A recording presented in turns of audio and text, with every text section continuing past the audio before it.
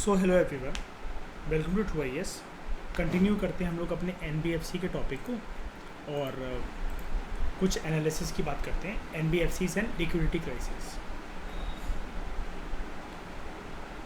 RBI जिस तरीके से इकोनॉमी की हेल्थ को रेगुलेट करने के लिए अलग अलग फाइनेंशियल इंस्टीट्यूशंस को कंट्रोल करता है, तो उसी की दिशा में आरबीआई के जो ये प्रूडेंशियल नॉर्म्स हैं कि कैसे एक फिस्कल प्रूडेंस की बात पर या फिर आप कह लो कि इकोनॉमी के अंदर जो प्रूडेंस हो, जो एक इकोनॉमी अच्छे ट्रैक पर हो, इकोनॉमी की हेल्थ अच्छी हो, तो आरबीआई ने बेसिकली क्या इंश्योर कर रखा है। आपको पता है अभी हमने जितने एनबीएफसीज पढ़े उनको रेगुलेट कौन कर रहा है? आरबीआई। तो ओवर द ईयर्स आरबीआई कोशिश कर रहा है, ठीक है, कि डिस्करेज करा जाए creation and growth of deposit taking NBFCs. ऐसे एनबीएफसीज जो कि डिपॉजिट लेते हैं, इनको डिस्करेज करा जाए। और इनकरेज किसको करा जाए? इकोनॉमी के अंदर एंट्री दी जाए नॉन डिपॉजिट टेकिंग एनबीएफसीज को। अभी आपने ऊपर जितने भी एनबीएफसीज देखे सारे नॉन डिपॉजिट टेकिंग थे ना, मतलब वो कुछ ना कुछ इन्वेस्टमेंट के तौर पर लॉन्च कर रहे हैं, लेकिन डिपॉजिट खाता तो नहीं खोल रहे ना, आपको एटीएम कार्ड तो नहीं दे रहे ना, है ना। अब ऐसा क्यों करा जाता है? आपने प्रीवियस लेक्चर के अंदर जितनी भी ये एनबीएफसीज देखी होंगी, आपको पता है कि इकोनॉमिक एक्टिविटीज़ को बूस्ट करने के लिए ये लोग किसी ना किसी प्रकार का लोन दे रहे हैं या फिर मार्केट से पैसा उठा रहे हैं, जनता से पैसा उठा रहे हैं, ऐसे ही हो रहा है। अब इसमें अगर कल को उनका दिवालिया घोषित हो भी जाए तो उनका क्या जाता है, उनके बाप का क्या जाता है? पैसा तो जाएगा डिपॉजिटर का। तो डिपॉजिटर्स के कैपिटल और डिपॉजिटर के इंटरेस्ट को प्रोटेक्ट करने के लिए, जिसको हम लोग आमतौर पर जनरल पब्लिक कहते हैं, ठीक है, इनको प्रोटेक्ट करने के लिए आरबीआई ने ऐसा करा। बिकॉज अगर डिपॉजिट टेकिंग एनबीएफसीज होंगी, ठीक है, तो they will not be covered by DICGC and it may result in the total loss of deposit. अब ये डीआईसीजीसी क्या होता है? खुद भी जब आप पढ़ते हो तो ऐसे बार बार ना सर्च करके देखा करो, अगर आपने वो चीज़ें नहीं लिखी होती है तो। एक सेकंड,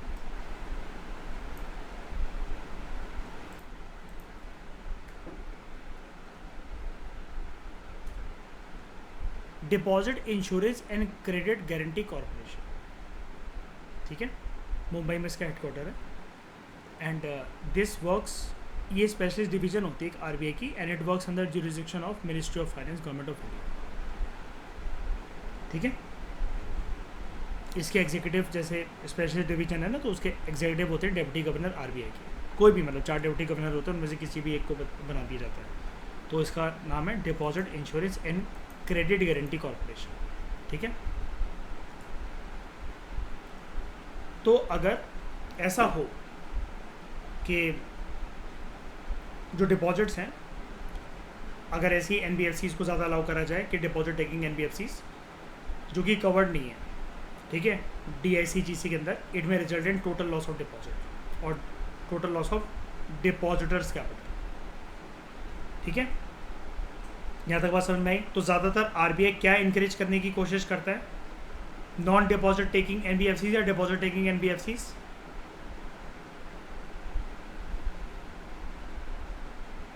नॉन डिपॉजिट। ये आपका एक प्रीलिम्स की स्टेटमेंट बनकर आ सकती है। बहुत सारे लोगों को ये पता भी नहीं है कि एनबीएफसीज किस प्रकार के हमारे देश में प्रमोट करे जाते हैं और क्या एनबीएफसीज आरबीआई की निगरानी के अंदर आते हैं कि नहीं आते हैं। सारे तो नहीं आते हैं, लेकिन आपको पता है कि 90% आते ही आते हैं, ठीक है। हाँ, वही जो खाता खोला है कि उतर के नहीं खोला है, आपको एटीएम कार्ड दिया जा रहा है कि नहीं दिया जा रहा है, मतलब बैंकों की तरह ये इनको हरकतें नहीं करनी चाहिए, बस बात ये है, ठीक है। नॉन बैंकिंग हो तो नॉन बैंकिंग की तरह ही पैसा रेज जैसे कर रहे हैं ये लोग, वो भी चीज़ चलो काफ़ी हद तक ठीक है, लेकिन इनका जो बेस है ना, कैपिटल जो है वो इतना बड़ा नहीं होता, और ऊपर से जो ये लोग लोन के तौर पर जो पैसे को सर्कुलेट करते हैं, वो एक प्रकार से डिपॉजिटर के लिए रिस्की हो सकता है, बात ये, ठीक है। अब रिस्की इसलिए हो सकता है बिकॉज एक पॉइंट है सिर्फ इसका, पता है क्यों रिस्की हो सकता है? NBFCs are not required to maintain reserve ratios prescribe by RBI like CRR और एसएलआर। ऐसा कभी एनबीएफसीज को बोला है आरबीआई ने, जबकि रेगुलेट आरबीआई करता है काफ़ी सारे एनबीएफसीज को? नहीं ना। क्योंकि सारे एनबीएफसी से कॉमन अम्ब्रेला के अंदर नहीं आ सकते ना कि आरबीआई सबको रेगुलेट कर लेगा। कुछ को रेगुलेट कर रहा है सेबी, कुछ को आईआरडीआई, है ना, ये सब चीज़ें। तो this has led to increase in the wholesale funding. अब एनबीएफसी जो हैं उनके फंडिंग सोर्सेज कहाँ से आते हैं फिर उसके बाद? बैंक से, डेट म्यूचुअल फंड से, डिबेंचर से, कमर्शियल पेपर से, रेदर देन डिपॉजिट्स। उनको यार टिके रहने के लिए इकॉनमी के अंदर पैसा तो चाहिए ना, तो इंडियन सोर्सेज से पैसा आते हैं, जिसमें कोई गलत बात नहीं है। गलत बात होती तो आरबीआई अलाउ नहीं करता एनबीएफसीज को सेटअप करने के लिए, परमिशन ही नहीं देता। जो भी फाइनेंशियल इंस्टीट्यूशंस होते हैं और जो एनबीएफसीज होते हैं, they prefer short term financing sources because of its lower cost, easy availability as well as liquidity, easily convertible into cash। ठीक है, लेकिन सबको ऐसा एक सेकंड सबको ऐसा मिल पाए कि नहीं मिल पाए ये जरूरी नहीं है। अब जैसे जो इंफ्रास्ट्रक्चर वाली जो एनबीएफसीज है ना, तुम चाह तो रहे हो शॉर्ट टर्म फाइनेंस सोर्सेज तुम्हें मिल जाए, लेकिन कितने मिलेंगे? अब तुम 5 साल, अब जैसे इंफ्रास्ट्रक्चर डिपॉजिट कंपनी है, अब उसने याद है 5 साल का मैच्योरिटी बॉन्ड भी रिलीज़ कर दिया, तो उसका नेचर बेसिकली बन गया इंफ्रास्ट्रक्चर डेट फंड का। अब ये शॉर्ट टर्म में कैपिटल कैसे रेज कर सकते हैं जब तुम्हारा बॉन्ड ही 5 साल का मैच्योरिटी का है? सबके लिए मतलब ये बात नहीं है, लेकिन वो ये कह रहा है कि 90% केसेस में एनबीएफसी यही प्रेफर करते हैं कि शॉर्ट टर्म फाइनेंसिंग उनकी हो जाए, ऐसे सोर्सेज उनकी हो जाए जो कि शॉर्ट टर्म के अंदर उनको पैसा मिल जाए। एक तो कीमत भी कम लगती है, क्योंकि लंबे समय का अगर लोन होगा तो ब्याज वगैरह सबको मिलाकर बहुत लंबा टाइम हो जाएगा, ईजी तरीके से अवेलेबल भी हो जाएगा छोटा छोटा पैसा, और it will be liquid also. हाँ बताओ शेरा, कुछ कह रहे थे आप?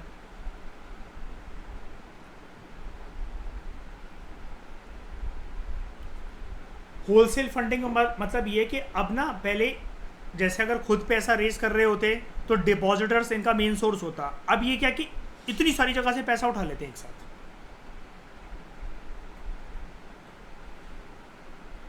हाँ, ये करते हैं, प्रॉफिट मेकिंग करते हैं। हाँ बिल्कुल बिल्कुल रहेगा, वो है नहीं इनके पास, है ना, डिपॉजिट का तो अलाउ नहीं है। तो ये लोग क्या करते हैं, पैसा वैसा बैंक से, म्यूचुअल फंड से, डिबेंचर से, कमर्शियल पेपर। और कमर्शियल पेपर आप जानते ही हो, जो पेपर रिलीज करा जाता है कितने कितने टाइम में हम आपको दे देंगे। हमने देखो क्रेडिट रेटिंग एजेंसी से AAA लिया हुआ है। हाँ हाँ, पर ये, हाँ देखो, ट्रस्ट वर्दी से ज़्यादा ना ये रिस्की बहुत लगता है मुझे, बहुत ज़्यादा रिस्की है, क्योंकि इसमें भाई 300 करोड़ की कंपनी इकॉनमी में, श्रेया 300 करोड़ हमारे जैसे लोगों के लिए सुनने के लिए बड़ा टर्म लगता है। 300 करोड़ की कंपनियां कुछ नहीं होती हैं, कुछ भी नहीं होती हैं। हाँ, अब 300 करोड़ इकॉनमी में कुछ बड़ी चीज़ होती है किसी कंपनी के लिए, बताना ज़रा। हाईवे में कितने कितने हज़ारों करोड़ रुपए लग जाते हैं।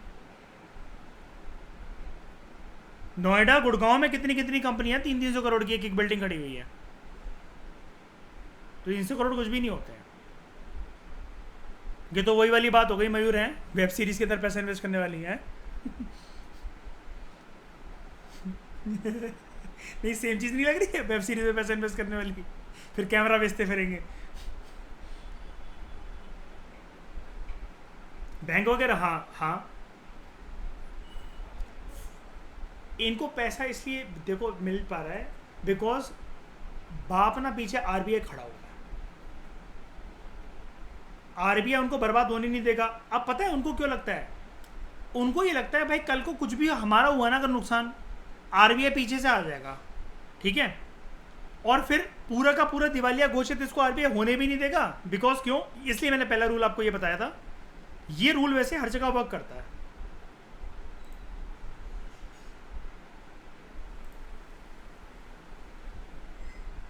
ये वाला जब बात आती है इंफ्रास्ट्रक्चर फाइनेंस की ना, बाकी तो सारे ऐसे हैं, चलो ठीक है, हल्का फुल्का पैसा डूबा उनका तो डूबा, लेकिन इंफ्रास्ट्रक्चर तो भाई बहुत एक लंबे समय का गेम होता है। उसके अंदर फिर आरबीआई ने अलाउ कर रखा है, बेटा 10% से ज़्यादा तुम अपना रिस्क पे पैसा नहीं लगाओगे, और टोटल रिस्क तुम 15% से ज़्यादा तुम लोगे नहीं। इसके बाद अगर कुछ भी होता है ना, यू आर बाय बाय, तुम गए इकॉनमी से बेटा बाहर, और फिर हम बाहर निकाल देंगे तुम्हें। समझ गए? अगर आरबीआई के द्वारा रेगुलेट नहीं होता ना, साला इसको कोई पूछता भी नहीं। आरबीआई को, क्योंकि देखो सबको पता है, एक चीज़ पता है कि सरकार फिर भी एक बार की इकोनॉमी की लंका लगा सकती है।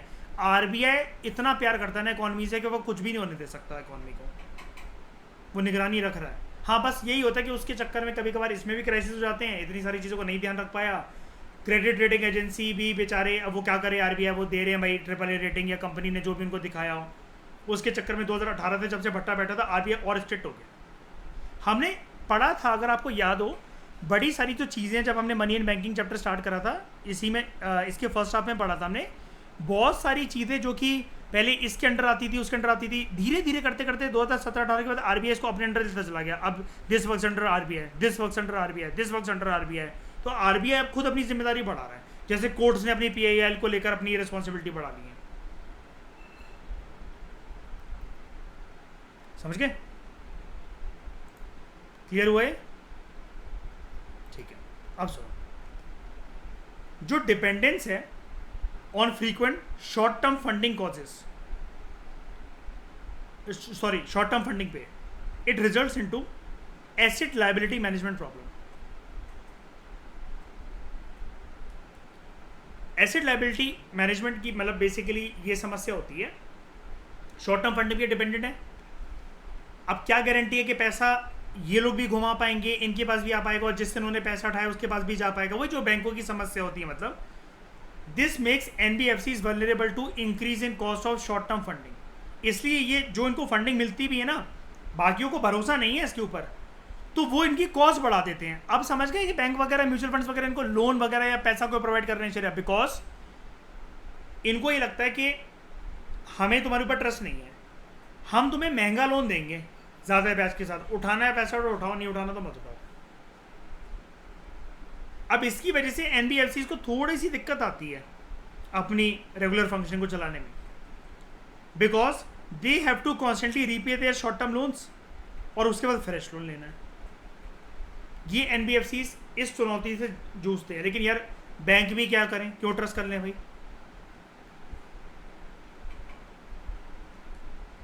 उसके बाद लिक्विड डेट म्यूचुअल फंड्स, मतलब जो फटाफट से म्यूचुअल फंड्स इनको जो पैसा दे दें शॉर्ट टर्म में, जल्दी दे दें, भले कम अमाउंट का दें, ये एक प्राइमरी सोर्स है एनबीएफसी सेक्टर का शॉर्ट टर्म फंडिंग के लिए। तो एनबीएफसी सेक्टर जो है, it is deeply connected with liquid debt mutual fund sector, making mutual funds prone to transmission of systemic risk from the NBFC sector. यानी कि अगर एनबीएफसी अगर डूबा और म्यूचुअल फंड्स कंपनी से अगर इनको पैसे दे रखे, तो वो भी डूबेंगे कि नहीं डूबेंगे? बिल्कुल। तो कभी कभार अगर नॉन बैंकिंग फाइनेंशियल कंपनीज के सेक्टर में अगर कोई इकोनॉमिक शॉक आता है, इट में lead to large scale redemptions by investors in the liquid debt mutual funds sector at low prices. कोई खरीदने को तैयार नहीं होता, फिर म्यूचुअल फंड्स के ऊपर भी लोगों का ट्रस्ट उठ जाता है। और म्यूचुअल फंड्स ने गलती क्या कर दी होती है इस केस में? खुद के शेयर्स नहीं डूबे हैं, खुद का म्यूचुअल फंड नहीं डूबा है, एनबीएफसी को जो पैसा दे रखा था वो चला गया। और इसके लिए सरकार ने रिसेंट ईयर्स में इन सब चीज़ों को ओवरकम करने के लिए पॉलिसी चेंजेस करे, कुछ फिजिकल पॉलिसी स्टेप्स उठाए। अब मेजर पॉलिसी चेंजेस सरकार के द्वारा क्या करेगा एनबीएफसी सेक्टर में, ये हाँ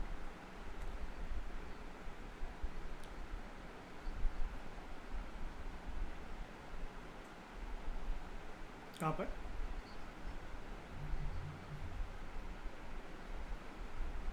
low cost and easy availability and liquidity. मतलब छोटा पैसा कोई भी देने को उनको मान जाएगा ना, कम पैसा अगर इनको लेना है। भैया भाई बैंकों के पास जाकर बोले 300 करोड़ लेना है, बैंक कहेंगे हम सोचकर बताएंगे, ये कहें अच्छा 30 लाख लेना है, दे दो।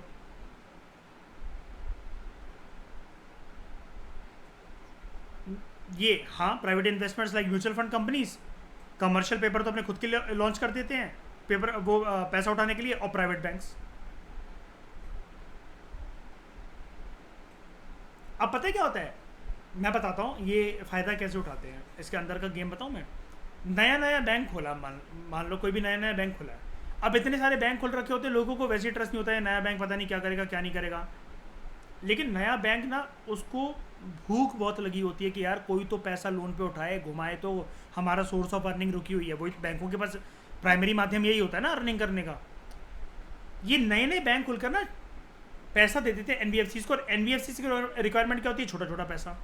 अब बैंकों को ये पता है कि अगर अभी कस्टमर कोई 2-4 अकाउंट खोल भी ले हमारे पास, इतना ज़्यादा तो ना, या लोन हम दे भी दें किसी को तो इतना ज़्यादा ब्याज वगैरह तो मिल नहीं पाएगा। एनबीएफसी से इकलौता ऐसा सोर्स है जो कि पैसा हमसे चाह भी रहे और जिन पे हम मनचाह वसूला इनको इंटरेस्ट मतलब चार्ज कर सकते हैं, क्योंकि उनको पैसे की ज़रूरत है शॉर्ट टर्म में। तो ये शुरुआत करते हैं ऐसे बैंकों से। और म्यूचुअल फंड्स ना बेसिकली ऐसे भी होते हैं, जैसे कुछ कुछ म्यूचुअल फंड्स होते हैं जिसमें आपको लगता है कि हाँ हाँ हाँ हाँ यही बात है। और वो भी उस केस में अगर कोई इंफ्रास्ट्रक्चर फाइनेंसिंग कंपनी हो तो। नहीं, अगर इंफ्रास्ट्रक्चर फाइनेंस कंपनी है वो जल्दी लंबे टाइम के लिए प्रेफर करेगी, मतलब मैं ये कह रहा हूँ क्योंकि इंफ्रास्ट्रक्चर कंप्लीट होने में टाइम लगता है। वो पता है क्या होगा, सीमेंट की बोरियां मंगवा रखी हैं, अब बैंकों को पैसा देने का टाइम आ गया, भाई फ्रेश लोन वो डिपॉजिट इशू कर नहीं रहे हैं, पता चला ये भी बेचनी पड़ गई बोरियां, तो इंफ्रास्ट्रक्चर में वो भाई बैंकों को पहले ही समझा देते हैं इतना इतना टाइम लगेगा। इसलिए तो मैं बताता हूँ ना, अब सुनो इसको। हाँ, इसलिए तो ये जो इंफ्रास्ट्रक्चर फाइनेंस कंपनी पहले होती थी ना, तभी तो ये 5-5 साल के भी ये लॉन्च करने लग गई हैं। कहाँ गया ये बॉन्ड, रुपी डिनोमिनेटेड डॉलर डिनोमिनेटेड बॉन्ड, कि कहीं से तो ऐसा कुछ सोर्स हो भाई कि लोग सरदर्दी रोज रोज फोन करके ना मांगे मेरे से पैसा, 5 साल के लिए फ्री छोड़ दो, हमें जितना प्रॉफिट होगा हम तुम्हें निकाल कर उससे दे देंगे, बस 5 साल के लिए शांत बैठ जाओ। ओके, समझ में आ गया? इसलिए मैं बोल रहा था श्रेया, देखो पता है ये एनबीएफसी का जो टॉपिक है ना, ये एक जगह पर एक तो कहीं कंपाइलेशन फॉर्म में है नहीं, और यूपीएससी इसका बहुत फ़ायदा उठाता है ऐसा क्वेश्चन पूछ कर, क्योंकि एनबीएफसी को एक चीज़ नहीं है, उसने शुरू में ही बोल दिया था। ये देखो उसने क्या बोला था कि it is a very broad concept and has many variations. जहाँ आपकी जिस एनबीएफसी को लेकर थिंकिंग रुक रही है ना, तो अगला एनबीएफसी आपको पलट देगा उस थिंकिंग को, वो अलग तरीके से वर्क कर रहा है।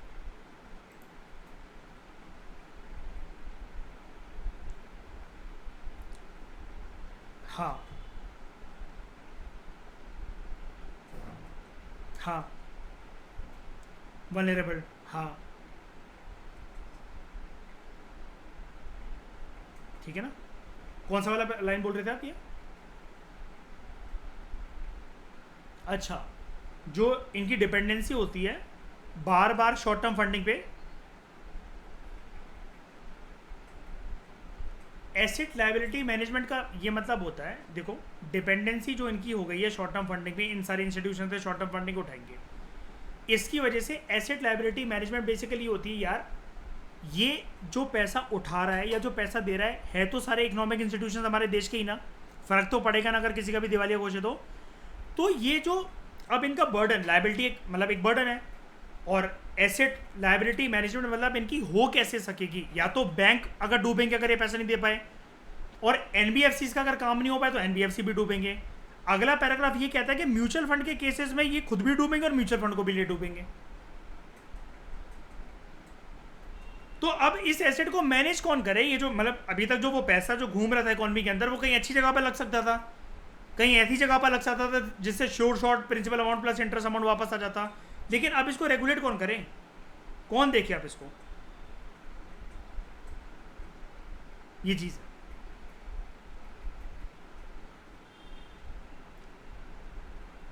उसके बाद अच्छा, इन्होंने ऐसे लिख दिया, इसको कोई एएलएम नहीं कहते हैं, ठीक है एसेट लाइबिलिटी मैनेजमेंट, वो एक चीज़ है बस,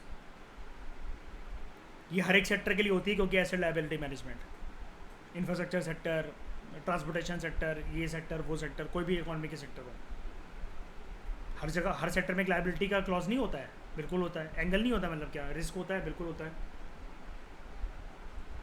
तो सरकार ने हाल ही में कौन कौन से पॉलिसी के अंदर चेंजेस करे हैं एनबीएफसी सेक्टर में, तो in order to maintain stability of larger financial system and boost confidence, RBI और गवर्नमेंट ने मिलकर कुछ मेजर्स अनाउंस करें। एक तो आपको पता है, हम पढ़ रहे थे इस चैप्टर में काफ़ी बार, आरबीआई का एक्ट अमेंड हो चुका है 1934 का, जिसकी वजह से आरबीआई को पावर मिलती है to improve governance of NBFCs. फिर वो डिपॉजिटर्स और क्रेडिटर्स के इंटरेस्ट को प्रोटेक्ट कर सकता है और इस सेक्टर की, एनबीएफसी सेक्टर की फाइनेंशियल स्टेबिलिटी को देख सकता है। कैसे? जैसे अभी आपने देखा था CAR को मेंटेन कर 15%, Tier 1 को 10%, इस तरीके से। उसके बाद amendment has been done in relevant rules to reduce the cost of raising funds for NBFCs and housing finance companies and deepening of the corporate bond market. इन सबको थोड़ा सा रिड्यूस करने की बात करी गई है इन terms of cost of raising funds. मतलब महंगा तो उनको पड़ ही रहा है ना। अब जैसे अभी हमने क्या पढ़ा यहाँ पर, देखो वही वाली बात, it makes NBFCs vulnerable to increasing cost of short term funding. इसी को रिड्यूस करने की थोड़ी सी बात चल रही है। और वो कैसे हो सकता है कि तुम अपने सोर्सेज छोड़ो जहाँ से तुम पैसा उठाते हो, मतलब सॉरी, वो सोर्सेज छोड़ो जहाँ से तुम पैसा उठाते हो, अपने सोर्सेज पे रिलाई करो। कैसे? कॉर्पोरेट मार्केट बॉन्ड जो है इसका एरेना थोड़ा सा बड़ा कर दो। याद है 5 साल की जो मैच्योरिटी फंड्स वाले जो बॉन्ड ये डॉलर डिनोमिनेटेड और रुपी डिनोमिनेटेड जो लॉन्च कर सकते हैं, इसके लिए थोड़ी सी और लेवरेज दे दो इनको। ये करा गया कुछ कुछ एनबीएफसीज के साथ जिनका रिकॉर्ड अच्छा था। उसके बाद NBFC investment and credit company, इसको क्रिएट करा गया था, आपको पता है 3 कंपनीज को मर्ज करके, asset finance company, loan company और इन्वेस्टमेंट कंपनी, ताकि जो कॉम्प्लेक्सिटी अराइज हो रही थी from multiple categories and for greater flexibility in their operation, इसको एक सिंगल विंडो दी जाए। उसके बाद एक independent chief risk officer appoint करा जाता है बड़ी बड़ी एनबीएफसीज के लिए जिनका एसेट साइज 5,000 करोड़ से ज़्यादा का है, ताकि ये देखा जाए कि आने वाले समय में या जो इनकी करंट वर्किंग चल रही है वहाँ पर किसी भी प्रकार का अगर कोई रिस्क है तो उसको आइडेंटिफाई करा जाए, मेजर करा जाए कितना बड़ा रिस्क है, और उसको मिटिगेट करा जाए जल्द से जल्द। बिकॉज अल्टीमेटली अगर इनके साथ कुछ भी हुआ तो इकोनॉमी की हेल्थ प्रभावित होगी। साइज देख लो इनका, कैप साइज 5,000 करोड़ का, उससे ज़्यादा। उसके बाद एनबीएफसीज के अंदर अगर किसी भी प्रकार की धांधलेबाजी चल रही है, कुछ भी दिक्कत है, चाहे वो डिपॉजिट एक्सेप्टिंग एनबीएफसीज हो या नॉन डिपॉजिट एक्सेप्टिंग एनबीएफसीज हो, ठीक है, जिनका एसेट साइज 100 करोड़ या उससे ज़्यादा का होता है, उसके लिए ऑम्बर्ड्समैन स्कीम जो है वो चलाई गई है। एक प्रकार से एक रिस्पॉन्सिबिलिटी स्कीम। इसके अंतर्गत क्या होता है, कोई भी एक जो पर्सन एनबीएफसी से एसोसिएटेड है, अगर उसको ये लगता है, ध्यान से सुनना, अगर उसको ये लगता है कि इसमें कुछ इसकी फंक्शनिंग में गड़बड़ी है, तो वो जाकर खुद से रिपोर्ट कर दे किसी कंसर्न अथॉरिटी को। डूबने मत दो, आरबीआई को जाकर पहले ही बता दो, या सेबी को बता दो, या आईआरडीआई को बता दो, जो भी एनबीएफसी को रेगुलेट कर रहे हैं, रेगुलेटरी अथॉरिटी, कि ऐसा ऐसा यहाँ पर चल रहा है, ये डूब सकती है, मुझे ऐसा लग रहा है, इस कंपनी में ऐसे ऐसे इश्यूज भी चल रहे हैं, प्लीज़ आप इसको संभालो। और ऐसे पर्सन को रिपोर्ट करने के टाइम पर ना प्रोटेक्ट करा जाता है। ऑम्बड्समैन स्कीम हमारा जीएस पेपर 2 में गवर्नेंस का टॉपिक है और जीएस पेपर 4 में एथिक्स का टॉपिक है, तब मैं आपको बताऊंगा। एक वेरी गुड, वही बोलने ही वाला था, विसल ब्लोइंग एक्ट, कि ऐसा नहीं पता चला तूने जाके कंप्लेंट करी थी मर्डर हो गया शाम तक उसका। ऑम्बड्समैन बेसिकली एक रिस्पॉन्सिबल पर्सन को कहते हैं, ठीक है, जो कि किसी चीज़ को डूबने नहीं देता। मतलब you should have the accepting capability ना, कि जो चीज़ आपसे नहीं हो रही है आप बोल दो कि नहीं हो रही है मुझसे, ये वाली चीज़ ज़बरदस्ती क्यों घुसना उस चीज़ में। अब मैं आपकी फील्ड का शरीर काम नहीं जानता, मैं लैपटॉप लेकर लगा हूँ आपका काम करने या कंपनी में जाकर आपका वो कर रहे हैं, तो मैं तो भट्टा ही बिठा दूंगा ना आपका, फिर तो जब मैं जानता ही उस चीज़ के बारे में। तो recently RBI has propose new regulations for the NBFCs that include making of 4 layer regulatory framework. एक होगी बेस लेयर, एक होगी मिडल लेयर, एक होगी अपर लेयर और एक होगी टॉप लेयर। नाम दिए गए हैं आरबीआई के द्वारा। मतलब पहले नीचे लेवल से रेगुलेशन स्टार्ट होगी, अगर वो रेगुलेशन काम नहीं आती तो ऊपर लेवल तक रेगुलेशन बढ़ती रहेगी। अब रेगुलेशन किस चीज़ में है, ये वो एनबीएफसीज की फंक्शनिंग, और टॉप लेवल पर जाकर यानी कि पूरा का पूरा एनबीएफसी को कौन संभाल रहा है, आरबीआई। अब समझ के देखो जरा, पूरा का पूरा टॉपिक क्लियर हो जाएगा आपको एक ही बार में। इन्होंने लोन उठाया, ठीक है, दिवालिया घोषित हो सकते हैं, इनके लोन उठाने की वजह से म्यूचुअल फंड की लंका लग सकती है, एसेट लायबिलिटी में मिसमैनेजमेंट हो सकता है, अगर आरबीआई को लगता जा रहा है तो आरबीआई लेवल 1 से शुरू हो जाएगा अपना ये वाला काम करना। I will take the charge of your working. Top layer तक जाते जाते यू आर एनबीएफसी, बट एक भी सिंगल % आपको इंडिपेंडेंस नहीं है, क्योंकि आपने भट्टा बिठा दिया इकोनॉमी का। अब हम संभालेंगे आपको, हमें सब कुछ ठीक करने दो। अगर हमें लगेगा कि आपको कंटिन्यू करने देना तो हम कंटिन्यू करने देंगे, अदरवाइज बोरिया बिस्तर पैक करके इकोनॉमी से बाहर हो जाओ। आप नहीं बने हो एनबीएफसीज बनाने के लिए, get out. There will be progressive increase in the intensity of regulation with increasing level. मैंने आपको बोला ना, पहले आरबीआई देखिएगा कि इससे चलो सेटल हो पा रहा है, फिर से एनबीएफसी ने भट्टा बिठाया, अच्छा तो middle layer, upper layer, top layer पर जाने के बाद एनबीएफसी की खुद की फंक्शनिंग खत्म, फिर आरबीआई संभाल लेगा पूरा, या जो भी रेगुलेटरी अथॉरिटी है। मतलब आरबीआई तो हमने ऊपर डिस्कस करते थे, आरबीआई बोलो सेबी संभाल लेगा पूरा, आईआरडीआई संभाल लेगा, जो भी है। उसके बाद there will be a change of classification for non performing assets. RBI ने प्रपोज करा है दैट जो पीरियड है ये एनपीए को डिक्लेयर करने वाला, इसको 180 दिन से लेकर जाकर 90 दिन करा जाए, जहां पर एनपीए जो अगर चलते रहते हैं 90 दिनों तक एनबीएफसीज के, तो आरबीआई कौन सी रिस्पॉन्सिबिलिटी संभाल लेगा? बेस लेयर की। बेस लेयर कौन सी है? First layer, first regulation. समझने की कोशिश करो, 180 दिन 6 महीने हैं लगा ऑलमोस्ट, तब तक एनबीएफसीज कितना कुछ खो देंगे इकोनॉमी का। आरबीआई ने प्रपोज करा है, इनका अगर एनपीए बढ़ता है, ये वाली बात हमारे सामने 90 दिनों के सामने आ जानी चाहिए, 90 दिन के अंदर अंदर आ जानी चाहिए हमारे सामने, नॉट 6 महीने, नॉट 180 दिन, 3 महीने के अंदर अंदर ये हमारे सामने आ जाए कि जो भी इनका एनपीए ओवरड्यू चल रहा है। अब एनपीए कैसे बनता है किसी भी बैंक का, ये हम आगे पढ़ने वाले हैं। वैसे बैंक ने किसी को लोन दिया, बैंकों का, पहले मैं बैंकों की बात बता रहा हूँ, बैंक ने किसी को लोन दिया, उनके पास ना ही प्रिंसिपल अमाउंट आया ना ही इंटरेस्ट आया। ये एनबीएफसीज भी किसी ना किसी प्रकार की एक्टिविटी या इन्वेस्टमेंट के अंदर इन्वॉल्व है ना। अब इनका जो पीएनएल स्टेटमेंट है, प्रॉफिट एंड लॉस स्टेटमेंट, वो नेगेटिव होता चल रहा है, इनका पोर्टफोलियो रेड होता चल रहा है। क्रेडिट साइड डेबिट साइड के अंदर मिसमैनेजमेंट है, एसेट्स को लेकर लायबिलिटी बहुत ज्यादा है और उसकी मैनेजमेंट नहीं हो पा रही है। तब 90 दिन तक अगर ये प्रक्रिया चलती रहती लगातार, और एनबीएफसी का कोई भी ग्रीन सिग्नल हमें नहीं मिलता है कि कुछ अच्छा हो रहा है, कुछ अच्छा हो रहा है, कुछ अच्छा हो रहा है, नहीं हो रहा, अगर वो 90 दिन तक, आरबीआई सबसे पहले स्टेज में रेगुलेट करने के लिए घुस जाएगा बीच में।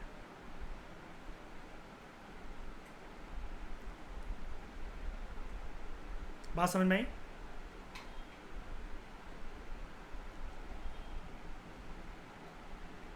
शैडो बैंकिंग एक अलग सा कंसेप्ट है।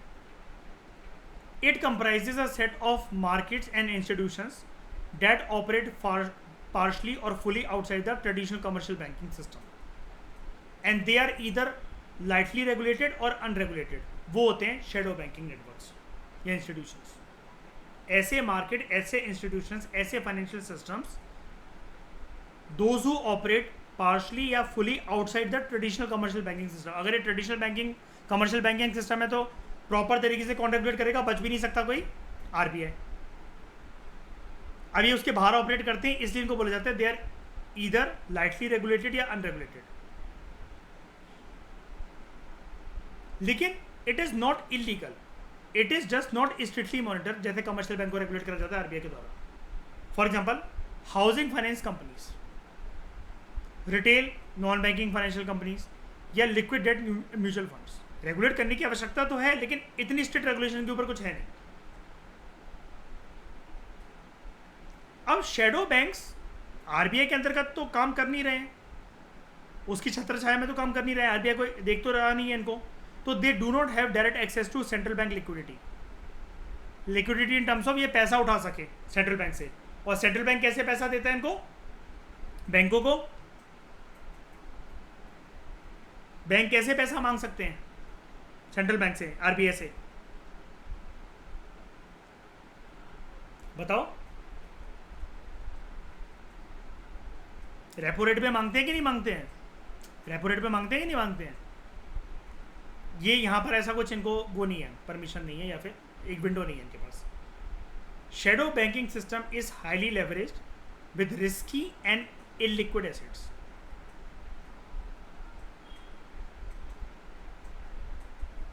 कभी भी दिवालिया घोषित इनका हो सकता है, तो ये काम खतरनाक तो होते हैं, लेकिन आरबीआई फिर भी परमिशन दे देता है, अगर एग्जिस्ट करना है तो कर लो. लेकिन बहुत ज़्यादा बड़े साइज के साथ आरबीआई को एग्जिस्ट नहीं करने देता, ये भी बात मैं आपको बता दूं. बिकॉज इनकी जो भी लाइबिलिटीज हैं किसी भी वक्त it can result into bank run. अब बैंक रन क्या होता है? इंपॉर्टेंट कंसेप्ट है, ध्यान से समझना, प्रीलिम्स के अंदर क्वेश्चन आ सकता है इसके बारे में. बैंक रन एक ऐसा फिनोमेना होता है, एक ऐसा घटना होती है, एक ऐसा इवेंट होता है. It occurs when many clients withdraw their money from a bank, because ये मानने लग जाते हैं, वो एक अफवाह फैल जाती है that bank may become may. Yes bank के केस में वो पूरा का पूरा घाटे में चला गया था, उसके बाद लोगों ने श्रेय बाहर जाकर लाइन लगाना शुरू करे कि हमारा पैसा हमें दे दो. बैंक रन के केस में क्या था, लोगों की एक कीवर्ड है यहां पर, लोगों की एक एक्सपेक्टेशन होती है कि इट में बिकम इंसॉल्वेंट, या फिर ये फंक्शन ही नहीं करेगा नियर फ्यूचर के अंदर, हमारा पैसा डूब जाएगा.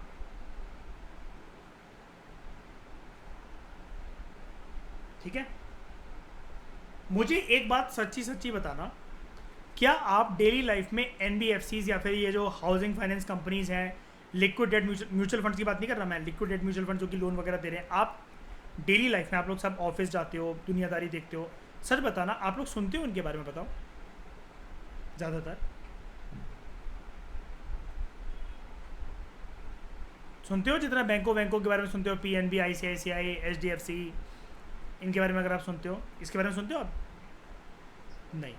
लोगों का क्योंकि ज़्यादा ट्रस्ट नहीं होता इन पे, और ये डायरेक्ट डीलिंग इनकी जो होती है वो छोटी छोटी कंपनीज के साथ होती है, छोटे छोटे बैंकों के साथ होती है. कहीं से भी इसके एंगल में श्रेया सच बताना, चलो ठीक है आरबीआई रेगुलेट कर रहा है, जो भी कर रहा है, ऐसा नहीं लग रहा.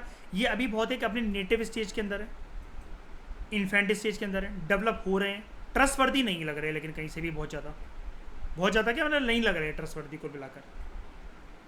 यानी कि अगर जैद हमारे पास अगर 1 करोड़ रुपए हो तो हम इनको देने का रिस्क मतलब उठाएंगे क्या, ऐसा बॉन्ड या कोई भी इशू करवा कर? या इससे बेटर हम एफडी करवा ले बैंक के अंदर.